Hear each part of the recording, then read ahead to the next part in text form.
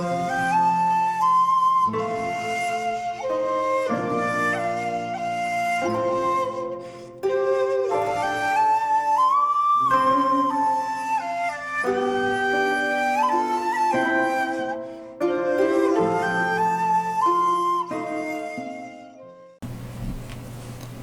there, this is Solitary Ronan from Solitary Ronan Films, and welcome to another episode of In the Frame. Today I'm going to talk some Deaf Crocodile releases. These are the last 3 Deaf Crocodiles I've picked up. It's by number 30, 31 and 32. I do tend to pick up the deluxe cardboard boxes. Obviously there are standard editions as well. If you're not familiar, Deaf Crocodile are an American label. They were one of Vinegar Syndrome's partner labels, but they've stopped that deal, so we now get them direct from Deaf Crocodile, but unfortunately don't ship internationally. But you can get them at Diabolic DVD or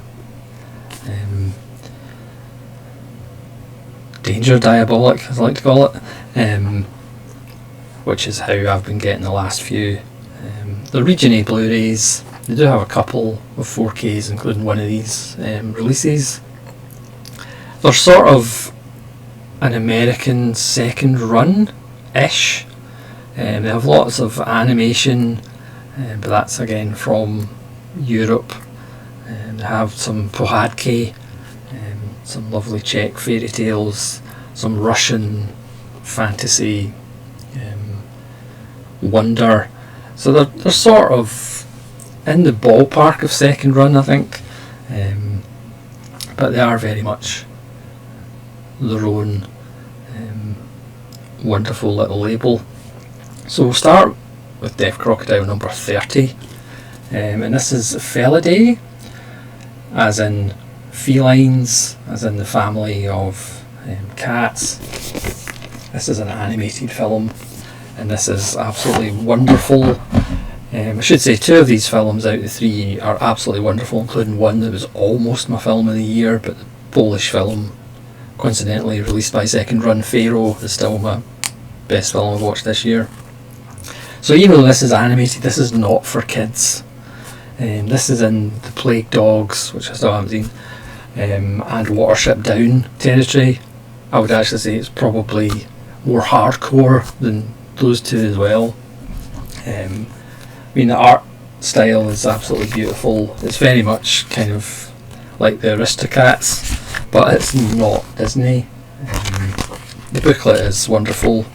You get some early drawings of each of the characters, and you get a long essay about the film. So as I said, this is one of the 4Ks. There's I think 2 4Ks in the selection of Deaf Crocodile. So I got the 4K, but the 4K comes with Blu-ray as well. Again, as I said, the standard editions, if you don't want to pay the extra for the big booklets and the beautiful cardboard boxes. So all Deaf Crocodiles are Region A, because they are really for the American market. This has an interview with the director, Michael Shack, moderated by Dennis Bartok, who's one of the co-founders along with Craig Rogers. There's a new video interview with the key animation team. There's a new video interview with the layout designer. There's a new commentary by Ryan Verrill of the Disc Connected, and film professor Dr. Will Dodson. The film's from 1994, so it's 30 years old already, which is quite disturbing to think 1994 was 30 years ago. So this film is about a cat, this chap here, who moves into the new neighbourhood, and he meets lots of wonderful characters, including a cat voiced by the legend Mario Adorf. And there are some cat murders that have been taking place, and we do see some of them in graphic detail, so again, not for kids. It might look like it, but not for kids. There's gore, graphic murder detail, there's sexual activity, there's bad language. It's in some ways a brutal film, even though it's also quite beautiful. It's about history, genetics, animal testing is a major part of it. How we as humans treat cats and animals in general. It's 94 minutes. It's a wonderful mystery. There's red herrings. It's kind of fantastic. One of the best animated films in the Deaf Crocodile range, and it's really quite fantastic, but again, not for kids.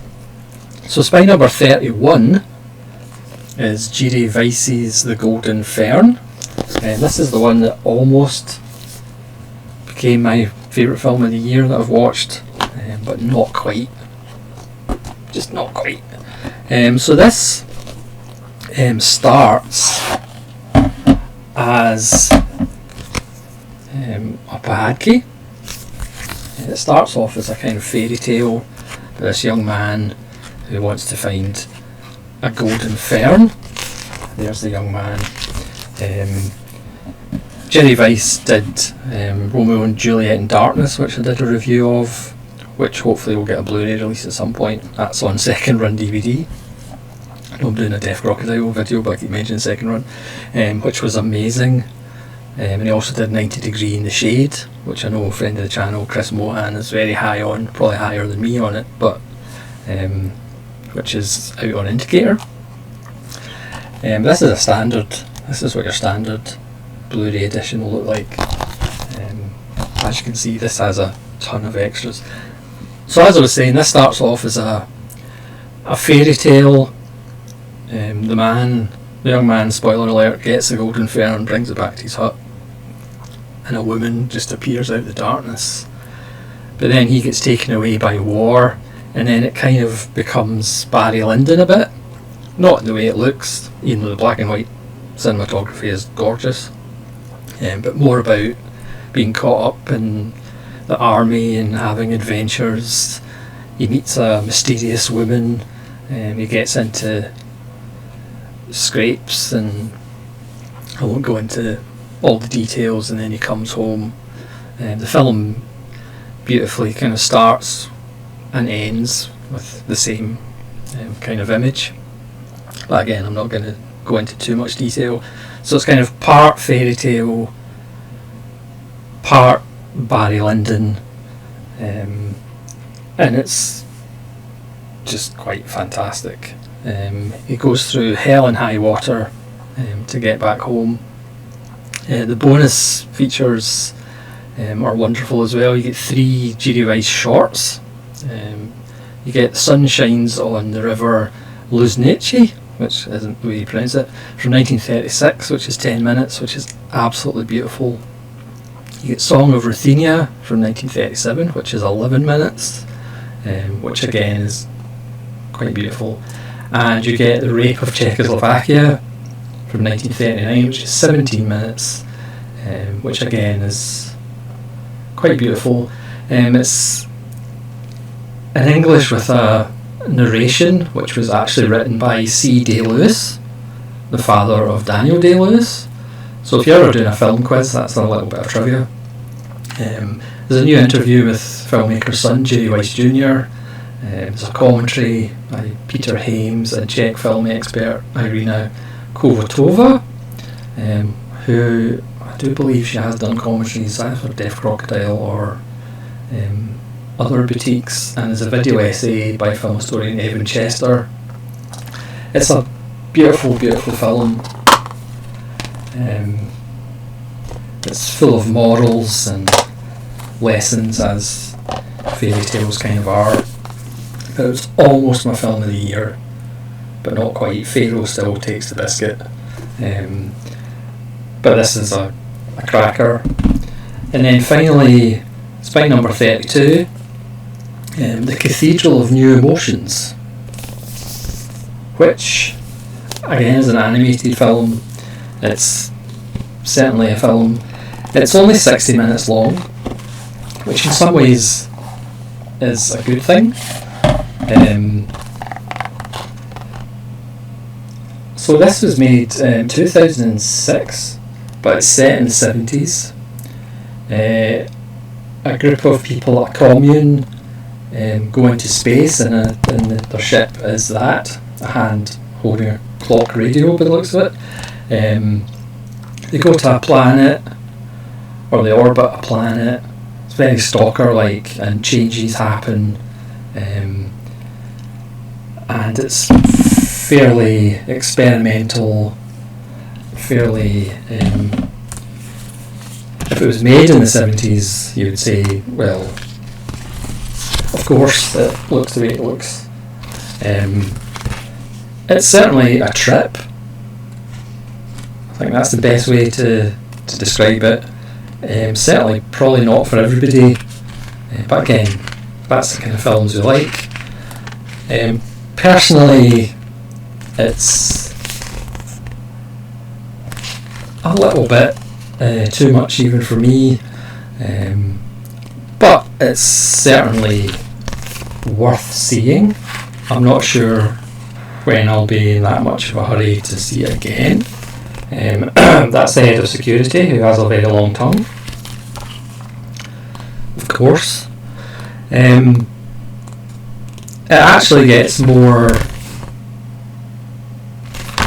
interesting near the end, and then it stops. It's certainly, as I say, well worth a look. The extras have the 2001 7-minute kind of short version of what would become the Cathedral of New Emotions.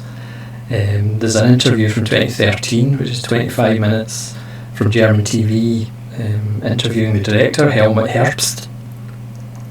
There's a new commentary by film historian Rolf Geissen, and there's a new video essay by experimental filmmaker Stephen Brummer. So this is a film that's more about just the vibe and the feel. The plot is fairly basic, and it's more about how these people change as the planet kind of changes and evolves. That might actually make it sound more interesting than it probably is, but certainly worth a look. And if you're into animation and experimental film, you might maybe get more out of it than I did. But there you have it, the latest 3 Deaf Crocodile releases. 2 that I would highly recommend you check out. Fella Day and Golden Fern are absolutely wonderful. And the Cathedral of New Emotions. I mean, maybe if you watch it at 2 o'clock in the morning when you've got sleep deprivation, and you're taking Lemsips, might work a little bit better than when I watched it. But thanks so much for watching. Please let me know if you've seen any of these films and what you think of it. Please let me know if you've got any Deaf Crocodile releases. Again, you don't have to buy the past half dozen releases. They've went to the bigger deluxe sets. Originally they started out just with slipcovers.